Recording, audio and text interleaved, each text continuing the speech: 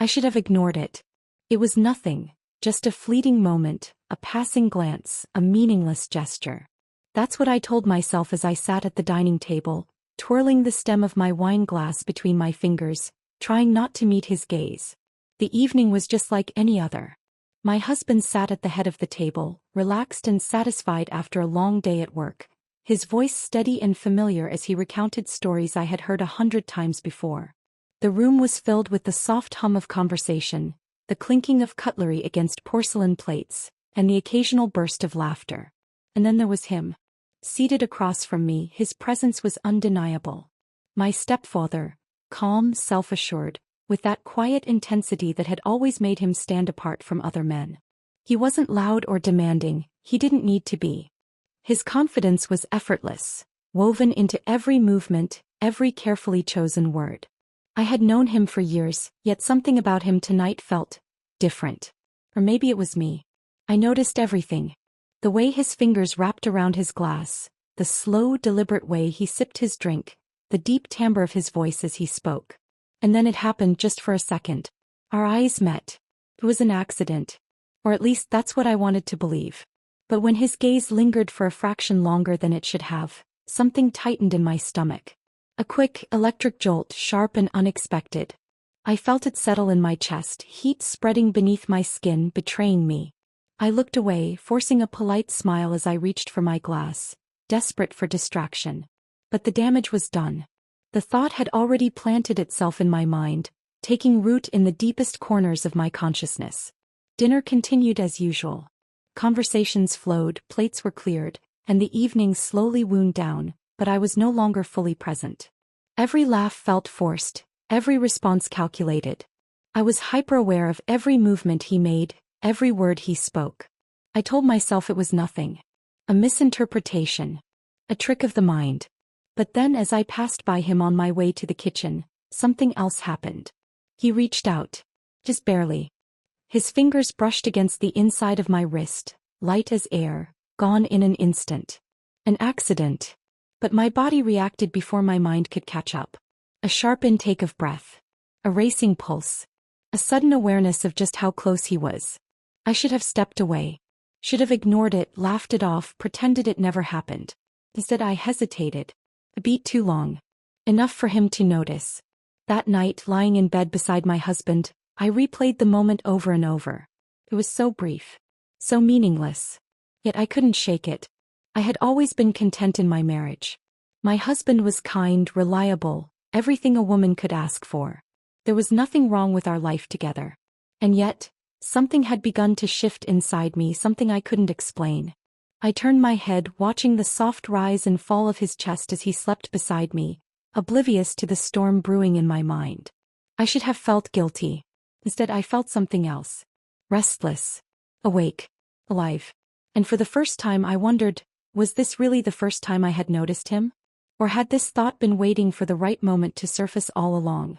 I closed my eyes, willing sleep to take me. But even in the darkness I could still feel it. A single touch. A dangerous thought. A mistake I wasn't sure I wanted to forget. I told myself it was nothing. The next morning as I stood in the kitchen pouring coffee, I repeated it like a mantra. It was an accident. A momentary lapse in judgment. A trick of the mind, fueled by exhaustion, the dim lighting, or the wine from last night. Yet as much as I tried to dismiss it, I couldn't ignore the way my body had responded. The warmth that had spread through me, the lingering awareness of his touch. I pressed my fingers against my wrist absent-mindedly, as if expecting to still feel it there. I shook my head, irritated with myself. This was absurd. I was a rational woman, not some foolish girl getting caught up in fantasy. Whatever I thought I had felt last night was meaningless. It had to be. The sound of footsteps pulled me from my thoughts. My husband entered the kitchen, his tie slightly askew, rubbing his temples as if already exhausted by the day ahead. He gave me a tired smile before pressing a distracted kiss to my temple. "Didn't sleep well?" I asked, glancing at the faint shadows beneath his eyes. "Work's been piling up," he sighed, reaching for his coffee. "Another long day ahead." I nodded, watching as he scrolled through his phone while sipping his drink. This was routine. Familiar. Comfortable. I should have felt reassured by it. But instead something twisted inside me, a quiet, nagging emptiness that I hadn't noticed before. I had always told myself that I was happy in my marriage. And in many ways I was. My husband was a good man. Stable, successful, dependable. There were no fights, no betrayals, no glaring flaws in our relationship. But lately I had begun to feel invisible. I wasn't sure when it started, but I had come to realize that there was a growing space between us. Something intangible but undeniable. He still loved me, I had no doubt about that, but the way he looked at me had changed. Or maybe the way he didn't look at me had changed. I couldn't remember the last time he had truly seen me. It wasn't his fault. Life had a way of dulling things over time, of turning passion into routine. It happened to everyone. And I had accepted it as part of marriage. At least I thought I had. The realization unsettled me, but I pushed it aside.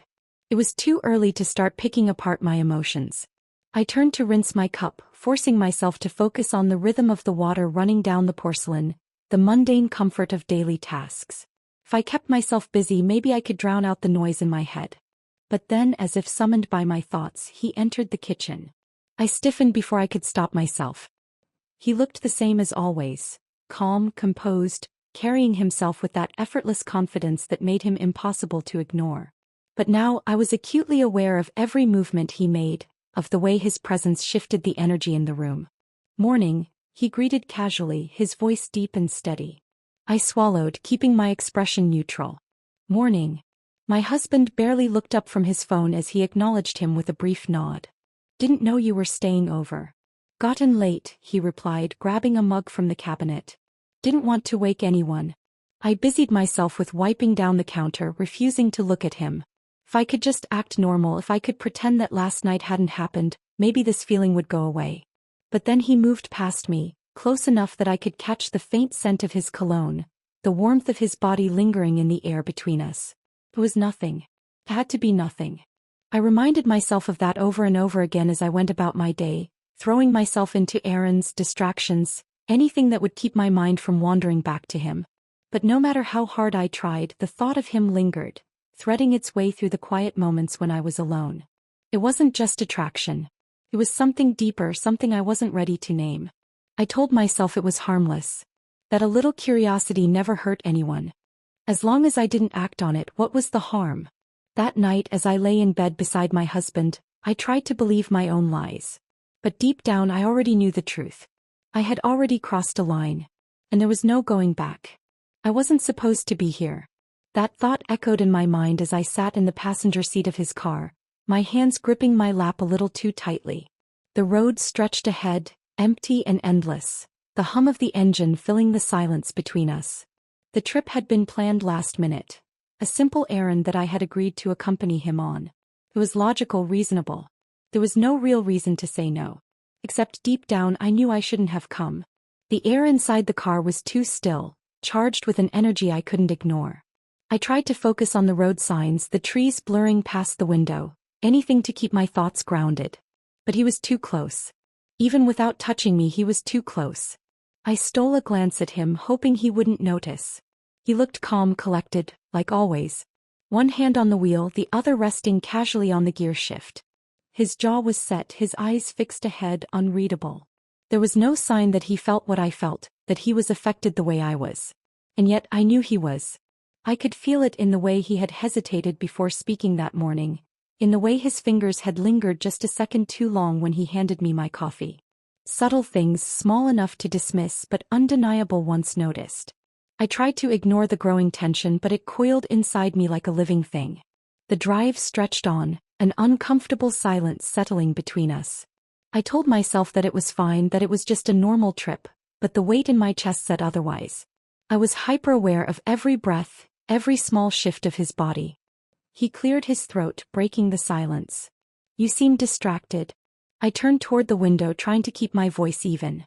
"Just thinking." He nodded, his fingers tightening briefly around the steering wheel. "About what?" I hesitated. Lying would be easy, but something in his voice made me pause. "Nothing important," I finally said. I could feel him watching me even though he kept his eyes on the road. I forced myself to stay still, to act normal. But there was nothing normal about this moment, about the way my pulse thrummed beneath my skin.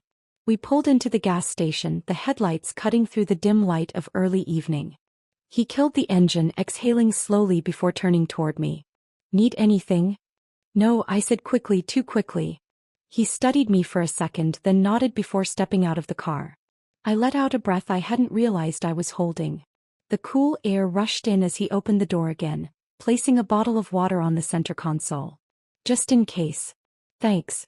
I reached for it, and for a moment, just a moment, our fingers brushed. It was nothing. But my body reacted as if it were everything. A sharp intake of breath, the way my skin burned where he touched me. It was brief, over in a second, but the impact remained. His eyes met mine, dark and steady. There was no hesitation now, no question of whether or not we were imagining it. I should have looked away. Should have pulled my hand back first. I didn't. Neither did he. The moment stretched between us, thick with something unspoken. Then, as if the spell had broken, he pulled away first, his jaw tightening as he turned back to the road. The drive continued in silence, but the weight of what had happened sat between us, tangible, undeniable. I had let it happen.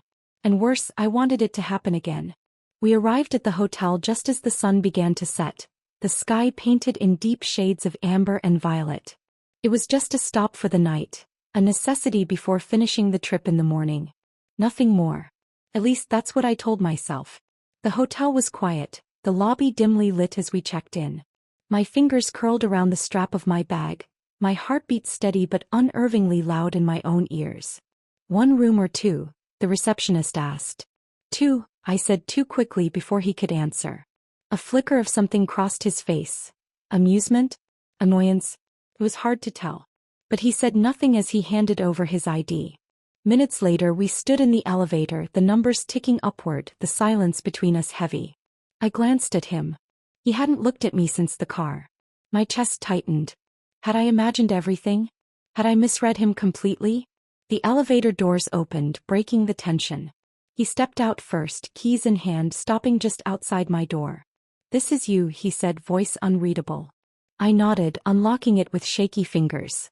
"Good night." A beat of silence. Then, "Good night." I closed the door behind me, my breath unsteady. I should have felt relief. Instead I felt disappointment. And that was the most dangerous thing of all. Sleep didn't come easily that night. I lay in bed, staring at the ceiling, listening to the distant hum of the air conditioner. The sheets felt too cool against my skin, the pillows too stiff, everything slightly unfamiliar yet not enough to distract me from the real problem, the one just a few doors down the hall. I had been so sure I'd made the right decision, so sure that closing my door, setting a boundary, would be enough to quiet the thoughts swirling inside my head. But the moment I was alone, the moment the air stilled and I was left with nothing but my own breathing, I realized how wrong I had been. The night felt heavy, pressing down on me like a weight I couldn't shake. Every time I closed my eyes, I saw his face, saw the way his gaze had lingered on mine when we stood outside the hotel rooms, saw the tension in his jaw when I said goodnight, saw the hesitation as if he had been waiting for something. Or maybe that was just my own delusion. I turned onto my side, forcing my eyes shut, willing my mind to silence itself. It was nothing. That was the lie I told myself as I lay in the dark, my pulse unsteady. But nothing shouldn't feel like this. By the time morning arrived, I was no more rested than when I had first laid down. The sky outside was still tinged with gray when I stepped into the hallway, my movements careful, deliberate. I needed air. Coffee. Distance. Anything to break the cycle of thoughts that had followed me through the night. The hotel lobby was nearly empty, save for a few early risers nursing cups of coffee and checking their phones. The smell of fresh brew curled through the air as I stepped toward the small cafe, ordering something strong, something that might shock me back into reality. And then, before I could steel myself against it, I felt his presence. I didn't need to turn around to know he was there. I knew the moment he entered the room. The awareness of him was instant, like a shift in the air, a disruption in the quiet I had tried to create for myself. I turned my head slightly, just enough to catch sight of him. He was watching me. Not obviously, not with intent, but there was a weight to his gaze, a quiet intensity that made my throat go dry. I hesitated before speaking, keeping my voice neutral. "Didn't expect to see you up this early." His expression didn't shift. "Didn't sleep much." Neither did I. But I didn't say that. Instead, I took a slow sip of my coffee, my hands steadying against the warmth of the cup. He stepped closer, but not too close. just enough that I could feel the pull of him, the quiet tension humming beneath the surface of our interaction. "Ready to go?" he asked. I nodded, though I wasn't sure if I was. The drive back was different from the one before. The silence between us wasn't as heavy, but it wasn't comfortable either. There was something unfinished hanging between us, something neither of us dared address.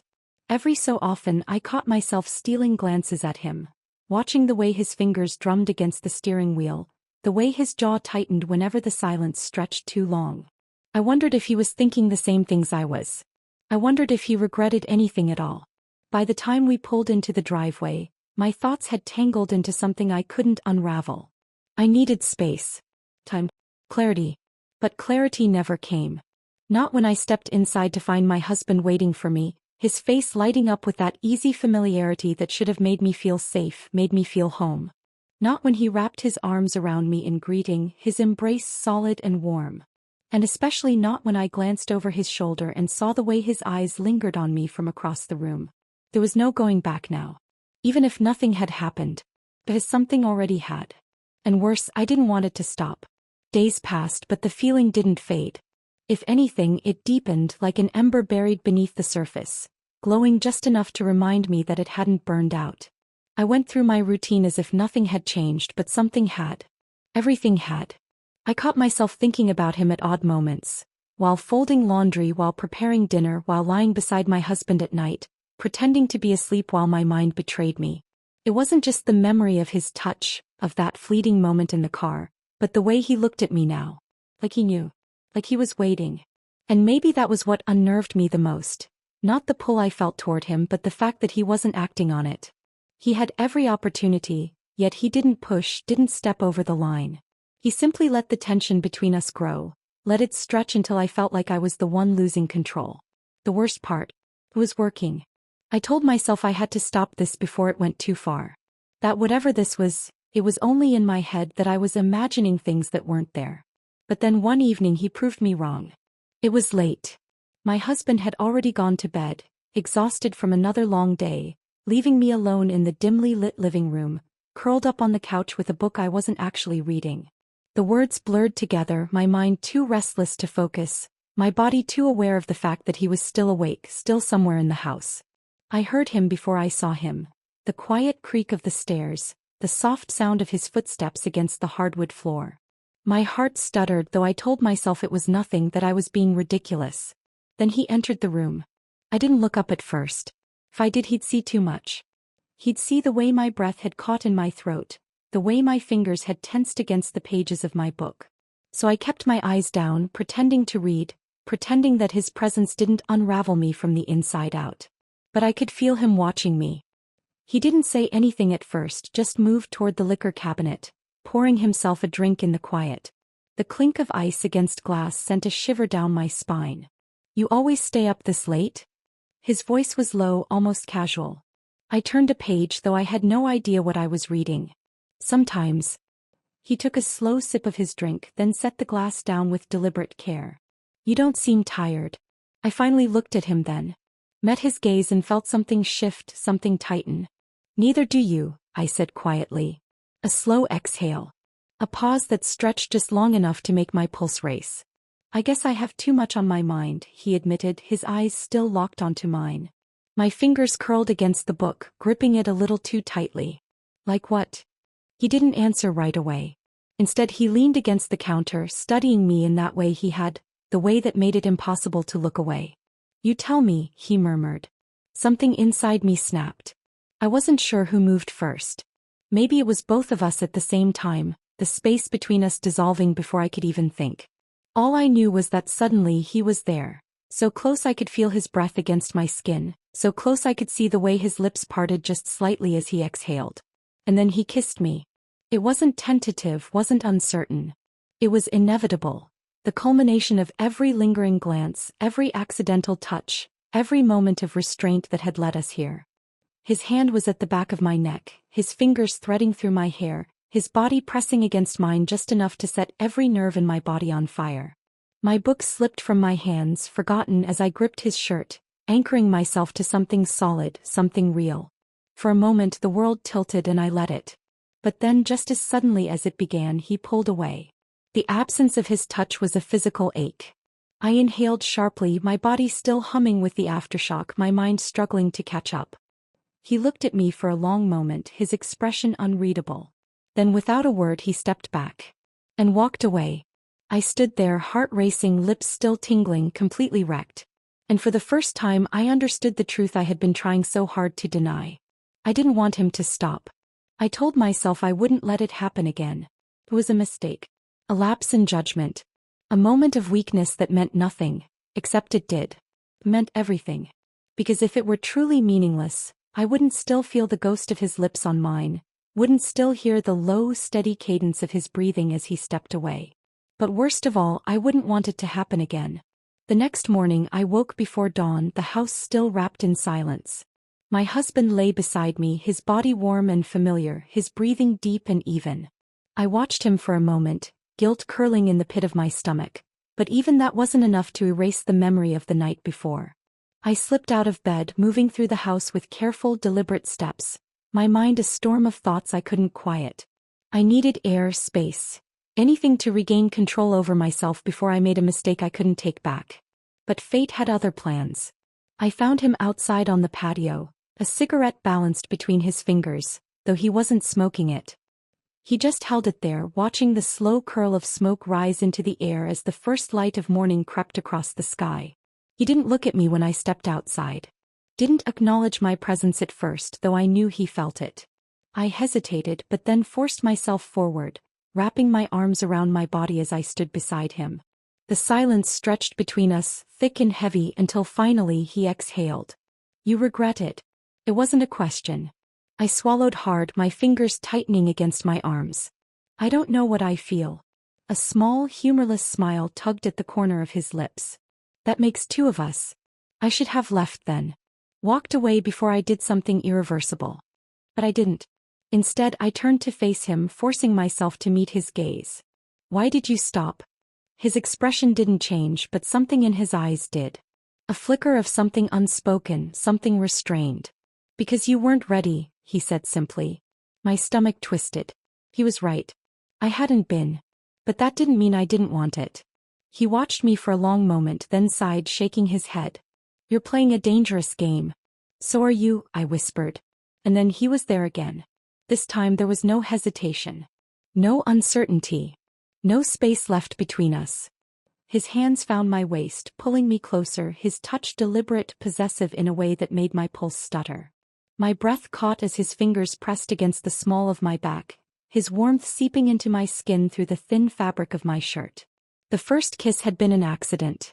A mistake neither of us had meant to make. But this was intentional. I tilted my head, my lips parting just slightly as his mouth met mine. Slow at first, unhurried, as if we had all the time in the world. But then it deepened, a quiet hunger coiling between us, the restraint from before unraveling one thread at a time. He tasted like whiskey and something darker, something I didn't have a name for. I gripped his shirt, anchoring myself, letting the moment consume me. And then, a noise. A door creaking open from inside the house. We pulled apart in an instant, breathing heavily, hearts racing. I took a step back, my chest rising and falling with every unsteady breath. He exhaled sharply, running a hand through his hair, his eyes still locked onto mine. A reminder that we weren't alone. That we would never truly be alone. My husband's voice called from inside. "Are you out here?" Panic shot through me, but he was already a step ahead. He turned away smoothly, leaning against the railing as if nothing had happened, his voice calm when he answered, "Yeah, just getting some air." I forced myself to breathe, to steady my shaking hands before turning toward the door. "I'm here too," I called back, praying my voice didn't betray me. Footsteps approached. My husband stepped outside, his expression groggy but affectionate as he wrapped an arm around my waist, pressing a kiss to my temple. My body tensed, still hyper-aware of the heat lingering between me and the man standing just a few feet away. He met my gaze over my husband's shoulder, his face carefully unreadable. But I knew. We both knew. There was no going back now. I felt the shift before I saw it. It was in the way my husband looked at me now. Longer, searching, as if trying to decode something he couldn't quite place. It was in the way his hands lingered a second longer than usual when he touched me, as though trying to reconnect to something that had already begun slipping away. I knew it was only a matter of time before he started asking questions. And yet I didn't stop. That morning after the second kiss, everything felt different. The guilt should have consumed me. The weight of my betrayal should have crushed me. But it didn't. Instead, I found myself craving more. The rest of the day passed in a blur of routine. Morning coffee, a conversation about weekend plans, small talk that felt painfully normal considering what had happened just hours before. I tried to play my part, to smile at the right moments, to respond the way I always had. But something in my performance was off, and my husband felt it. He didn't say anything at first, but I saw it in his face. A hesitation before speaking, a thoughtful pause before answering. He was watching me more closely now, noticing things he hadn't before. I told myself to be careful. But then later that evening I made my first mistake. It was small, something no one else would have noticed, but my husband did. We were in the kitchen cleaning up after dinner. He handed me a dish towel, our hands brushing in the exchange. Normally I wouldn't have thought twice about it. Normally I would have met his touch without a second thought. But my body reacted before my mind could correct it. I flinched. Not noticeably. Not in any way that should have been significant. But my husband noticed. His eyes flickered with something sharp, something unsettled. "You okay?" His voice was even, but I knew him well enough to hear the undercurrent of suspicion. I forced a smile. "Yeah. Just tired." Pause. A beat of silence. Then, "You've been acting different." My pulse stuttered. "What do you mean?" He hesitated, as if debating whether or not to say it. "I don't know. Just distant." I turned back to the sink, rinsing the last of the dishes, keeping my face carefully neutral. "I've had a lot on my mind." He didn't push. Not yet. But I knew the seed had been planted. And once a seed like that is planted, it doesn't stop growing. Later that night, when he reached for me in bed, his touch was different. Slower, more searching, as if trying to find the part of me that had begun slipping away. I let him touch me. Let him pull me closer, let his hands trace the curves of my body. But my mind was elsewhere, my skin still humming with the memory of someone else. I knew I should have pulled away. Knew I should have stopped him before it got too far. But I didn't. Because if I did, he would know. So I let him kiss me. Let him move against me, let him convince himself that nothing had changed. But I wasn't there. I was thinking of someone else. And when it was over, when he fell asleep beside me, satisfied and unaware, I lay awake staring at the ceiling, guilt wrapping around my throat like a noose. Not because of what I had done, but because of what I wanted to do again. The next day I told myself I would fix things. I would act normal. I would be the wife I was supposed to be. But the moment I saw him again, the moment our eyes met across the room, I knew. It was too late. I had convinced myself that I was in control. That as long as I played my part, as long as I maintained the rhythm of my marriage, nothing would change. That I could keep my emotions contained, that I could manage the growing tension without it unraveling into something uncontrollable. But control had been an illusion. And I was about to learn just how fragile that illusion really was. It started with the smallest crack, something I almost didn't notice. A shift in my husband's demeanor, a quiet withdrawal that I told myself was nothing. But then it grew. He watched me more carefully now. Not in an obvious way, but in the way of a man who was trying to solve a puzzle, trying to piece together something that no longer made sense.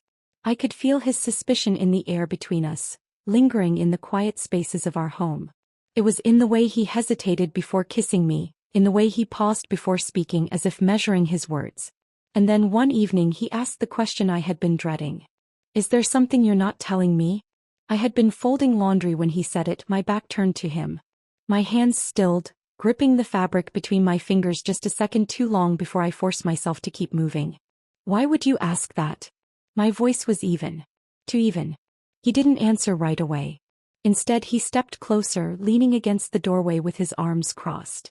"You've been different lately," he said, his tone careful, measured. Distant. I swallowed, keeping my gaze fixed on the clothes in my hands. "I've just been stressed." A beat of silence. I could feel him watching me. Reading me. Stressed about what? I turned then, forcing myself to meet his eyes. Life. Work. Everything. His gaze held mine, searching for something, some flicker of truth or lie. I felt the weight of it, the intensity of his scrutiny. Then he sighed, rubbing a hand over his face. He hesitated. I feel like you're slipping away from me. The words hit harder than I expected. I should have felt guilt. I should have felt something other than the dull ache in my chest, the creeping realization that he was right. I was slipping away, and there was nothing he could do to stop it. That night I avoided his touch. I told him I was tired. He accepted it, but I could feel the weight of his thoughts pressing against me as he lay beside me in the dark. But it wasn't his touch that I feared. It was my own. It was the way my body no longer responded to him the way it should, the way my mind drifted to someone else even when I willed it not to. The way I was losing myself to something I had no name for. And then the final crack appeared. The next morning as I was leaving the house, I felt his eyes on me. I turned just in time to see it. The way his gaze flickered toward my phone, the way his jaw clenched just slightly before he masked the expression. It was so quick that I almost missed it. But I didn't. He knew. Maybe not everything. Maybe not the full truth. But enough. Enough to make my blood run cold, enough to send a pulse of panic through my veins. And as I stepped outside as the door clicked shut behind me, I realized something else. I wasn't afraid of what he might do. I was afraid of what I might do next. The truth has a way of creeping in no matter how hard you try to suppress it. I could feel it everywhere now. In the way my husband watched me, the way his eyes lingered on me with quiet scrutiny. He hadn't confronted me outright, not yet, but the weight of what he suspected hung between us like an unspoken sentence. I told myself I still had time. Time to fix things. Time to step back before it was too late. But that was a lie. Because I had already made my choice. That afternoon I found myself driving on autopilot, barely aware of the turns I was making, my grip on the wheel tight. I wasn't thinking anymore. I was just following the pull, the instinct that had long since taken over. And when I arrived, I knew I wasn't leaving. I sat in the car for a long moment, staring at the door in front of me. The air was thick, the weight of my decision pressing down on my chest. I could still turn around. I could still go home. But my hands didn't move. I stepped out. The door opened before I could knock, as if he had been waiting. We didn't speak. We didn't need to. His eyes met mine, dark and unreadable, and in that moment, all the questions I had been fighting against fell away. Because this was never just about desire. It was about something deeper. Something inevitable. The tension between us was suffocating, the kind of pull that defied logic, that blurred the lines between right and wrong. He didn't touch me at first. He just stood there watching me with the same quiet restraint that had been unraveling me from the inside out. And then finally he moved. A hand at the back of my neck. A slow measured pull. And then, a kiss that shattered everything. It wasn't rushed. It wasn't frantic. It was deliberate, heavy with everything we hadn't said, everything we had tried and failed to resist. There was no hesitation this time. No pulling away. This was a choice. My choice. And I made it. I didn't go home that night. I told myself I had to, that eventually I would have to face what I had done. But I wasn't ready. Not yet. So I stayed. And when morning came and reality settled in, I knew there was no turning back. Because I had already crossed the line. And I didn't regret it. Not even a little.